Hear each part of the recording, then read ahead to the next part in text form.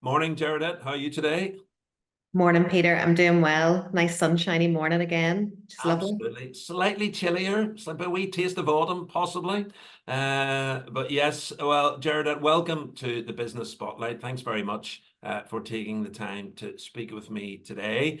Could we start? Could you tell me a little about yourself, your background, and your business, please? Yeah, thank you. I'm a podiatrist by trade. I qualified over 23 years ago. I studied it in Wales and then took a job in England and stayed in England for about 6 or 7 years before I decided that I did want to come back to Belfast. And I took a job as a podiatrist in Belfast, but all the while thought I would love to do this for myself. I'd love to have my own business and see if I could make it work. So 16 years ago, I opened Happy Feet, and that was our first podiatry clinic. And then last year, we relocated the clinic to a much better building that suits our clients and our clientele much better. So the business has been going for how long, Gerardette? 16 years in total. Fantastic. Well, congratulations. What a great achievement. And you say you've recently moved into newer premises. How has that helped you? So the new premises really has doubled in size. We had four good treatment rooms in our old site down near the Royal Hospital. But the new site is in Andersonstown and it's a single story building. So it has 8 treatment rooms, all on ground floor level. So we have full access for all mobility issues. So it makes me really happy when I look out at the reception room and we have maybe a wheelchair user, a rollator, somebody on a walking stick, and they're all able to access our services really easily. We now have 2 disabled parking bays at the very front, which I had to resource. How do you mark out disabled parking bays? And had the road service guys come and fire down this paint. And that was a bit of a learning curve of how that worked. And our previous site, we had no parking. It was on road parking at a residential area. So you sort of were trying to be courteous to your neighbours, but on the same hand, have patients access the building. So it was really tricky. But now the new site has all the rooms we could ask for currently, and parking and mobility. And we have 4 bathrooms that people can use, whereas we used to have one tiny little toilet area, which was for staff and for clients. So it really has, it's transformed the building, or the business having such a good building. And we also have a good outdoor space. So we've been able to host a couple of charity events, which have been held outdoors. Back in May, we had a fire walk, which was amazing. So we hosted this fire walk out in the back garden, and with something like 140 people attend, and we raised £18,000 for Northern Ireland Chest, Heart and Stroke. So that was outstanding. Fantastic. Did you do it?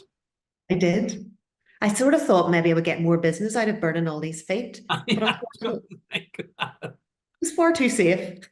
Yeah, well, what a great story. And so tell me, what have you been, would you say, your biggest learnings in business, Gerardette, over the last 16 years?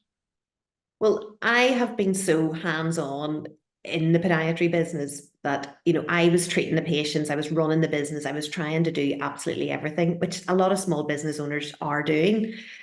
So I did outsource some things. So I would have outsourced payroll and HR and a couple of things like that. But you still need to have a good understanding, even if you are outsourcing.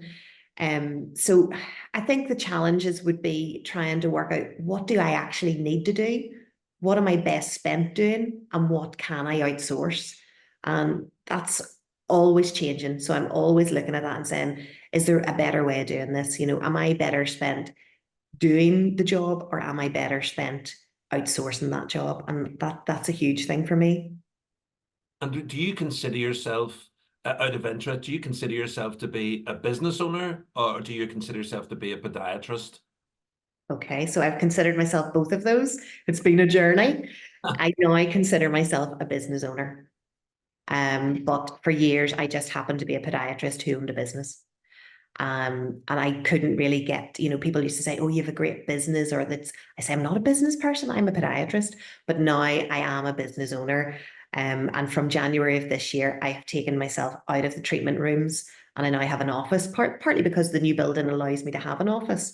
I would have always had an office at home, but now I have an office at work, where I go in and I do office-based chores and tasks, and that's where I spent my day. I do one day of treatments, one day of clinical work, because I do still want to remain registered and, up to the highest standards that I can. But I now have a superb team that they will carry on with the day-to-day running of all the podiatry treatments. It's such a great share that, and there is, the reason I asked it is a lot of people get stuck in what they do and they never become that business owner. So it's great to hear how you've been able to transition, because it is a big psychological shift from doing what you're great at to a different type of role. Oh, I struggled with it so much. I sort of marked that date that it was January the 1st, 2024. It still sort of traumatizes me in my head. And for the first month, I sat in my office and I said, what am I doing? What am I actually tasked to do? I tried timetabling myself. I tried all these options that I was trying to work out what I could do. And I sort of said to myself, set yourself 6 months. And if after 6 months this doesn't work, you can always go back and do what you were doing. But I think like 2 days after the 6 months, I went, ta-da, I know what I have to do. I know what it is. And I spent a lot of time learning how to manage and what way I wanted to manage, what the culture was that I wanted at Happy Feet. The morning meetings that we were having, I wanted those. I wanted that part of our team. So it was hard work for me. It was totally out of my comfort zone. That wasn't what I was used to doing. I sort of thought if I keep doing it my way, everybody will just follow me and they'll come along with me. But it was more than that. It took more than that. And now I barely get to swing around in my chair in my office at all. I'm very structured. I'm very planned. And because my day would have been, I come in and I started my patients, and every 30 minutes I had a new patient, and I knew where I was, and I knew it was lunchtime, and I knew it was home time. Whereas the new role that I took over, that I made myself redundant and took up another job. It was a terrible thing to do to myself. But It was a great thing to do, because you go through almost like a cold turkey of like withdrawal symptoms from doing what you've done for yourself for like 15 years. But part of yeah, share. a huge part of that actually was the uniform. So I loved getting up and getting into my podiatry uniform. And I thought, well, if I'm sitting in my office, I don't need to be wearing my scrubs. So what will I wear? Part of it was that psyche of what do I wear to work? Oh, awesome. And has there been anyone that has helped to shape you along the way? Has anyone that you've looked up to or has influenced you along the way? Well, along the way, gosh, so many, so many. My parents would definitely be one of the kind of flag flyers in my arena.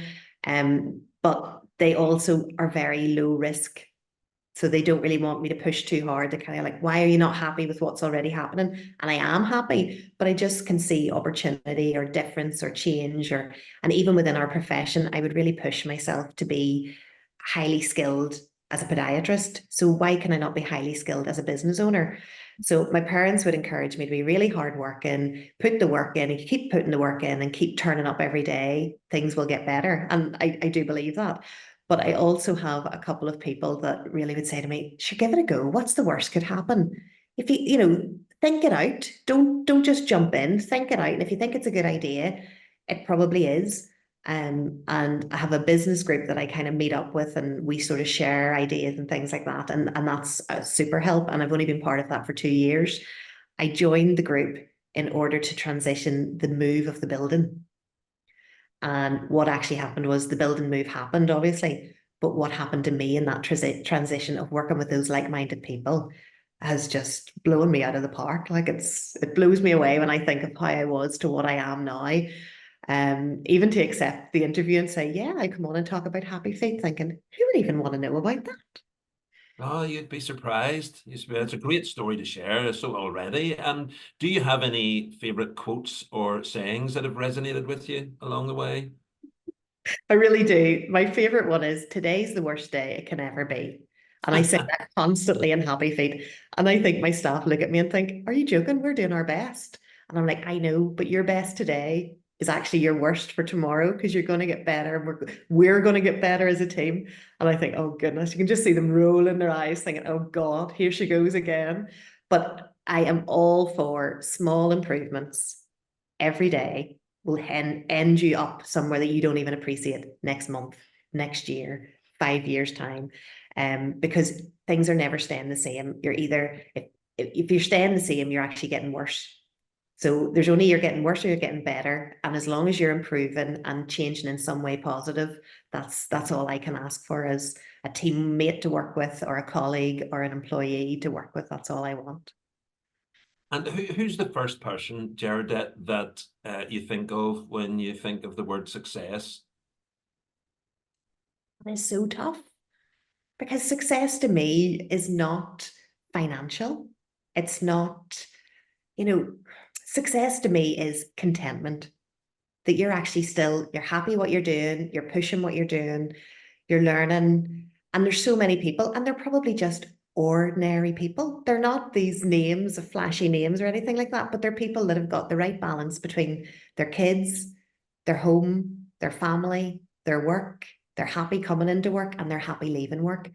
So it's really just that dead ordinary, dead Yeah, ordinary no, person that has it all together.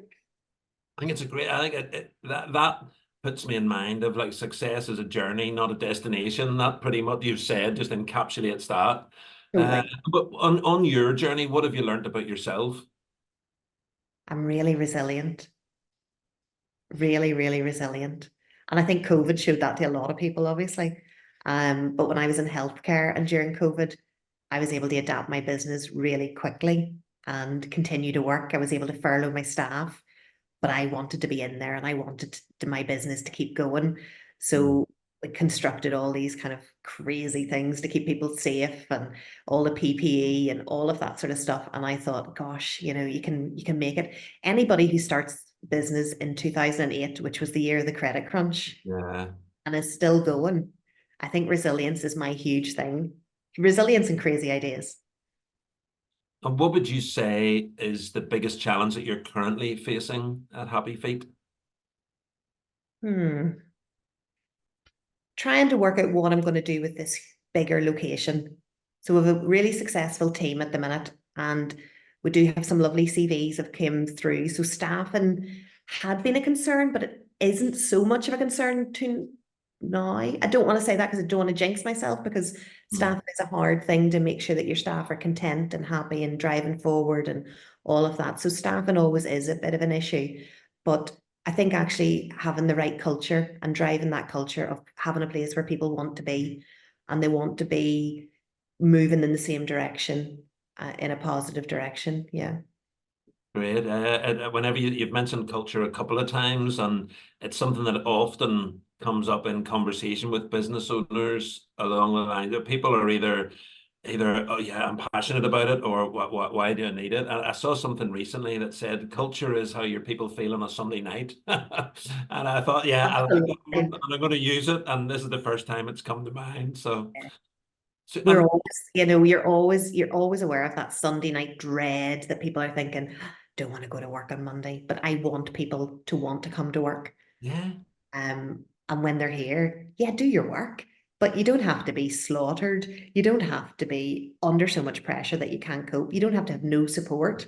So it's all those things. I've been working on the culture of Happy Feet probably for about 4 years, and I can just see it gradually clicking into place. That we have health and well-being days because we spend our time looking after so many patients. Mm. How can I expect my staff to give their all to my patients if they're not feeling perfect? So we work a lot on how you feel and making sure that they feel content and happy coming into work. Yeah. Brilliant. And what would you say to anyone thinking of going into business today? Do it. Do it. Well, do it, but think about it. You'll never work harder and longer, but the total feeling of having total ownership over your life, where you're going, where you're planning to go, is so rewarding, but it is hard work. And if you started Happy Feet again, is there anything you would do differently? I definitely would put boundaries into place sooner. I know that I'm a terrible people pleaser. I've only really learned that about myself. I thought Are you everybody are was a you a people pleaser. terrible people pleaser or a really good people pleaser? I'm terrible at good at doing it. I don't think anybody should be a people pleaser to the level that I would have been. I would have opened any time. I'd have taken calls at any time. And then came into work and been expected to put on the show of, I'm in front of this patient now and fully booked, and all of those, for the things I expected of myself, I would never expect of a member of staff. So I think having those boundaries in place, whether it's a different mobile or out of hours on your email, I still don't really know what that's called, but I switch it on every now and again, and I think, why am I not better at doing this? Everybody deserves their time down. My staff deserve their time down, and I put those sort of boundaries in place for them, that lunch hours are protected, home time is home time. But for myself, it's like I'm expecting myself to be on 24 hours a day. So yeah.